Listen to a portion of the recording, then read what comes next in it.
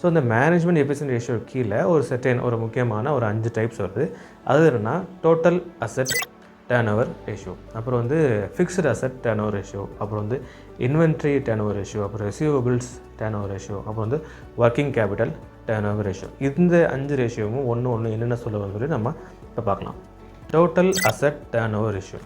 So total asset turn over ratio என்ன சொல்லுவதுன்னா, total asset அதாவது மொத்த அசெட்ஸை வச்சு இது வந்து எப்படி ரெவன்யூ ஜென்ரேட் பண்ணுது, ஓகேவா? அது சொல்லவா தான் சிம்பிள். நம்ம ஏற்கனவே பார்த்தோம் தான், இவ்வளோ அசெட்ஸ் வச்சு எவ்வளோ ஜென்ரேட் பண்ணுது. இந்த ரேஷியோ வந்து எவ்வளோ ஹையாக இருக்கோ அவ்வளோ நல்ல விஷயம் தான். பட் வந்து ஒரே இண்டஸ்ட்ரிக்குள்ளே உள்ள கம்பெனிஸ் தான் நீங்கள் கம்பேர் பண்ணி பார்க்கணும். ஸோ இந்த இண்டஸ்ட்ரியில் ஒரு கம்பெனி வேறு ஃபார் எக்ஸாம்பிள் வந்து ஒரு ஆட்டோமொபைல் கம்பெனி உள்ள total asset industry turn over ratio வந்து ஒரு சாஃப்ட்வேர் கம்பெனிக்குள்ளே போய் டோட்டல் அசெட் டர்ன் ஓவர் ரேஷியோட கம்பேர் பண்ணி பார்க்கக்கூடாது. ஏன்னா வந்து அதில் இருக்க அசெட்ஸ் வேல்யூ வேறு, இந்த கம்பெனி அசெட்ஸ் வேல்யூ வேறு, ஓகேவா? ஸோ சாஃப்ட்வேர் கம்பெனிகளில் அசெட்ஸ் எப்படி இருக்குன்னு தெரியும்.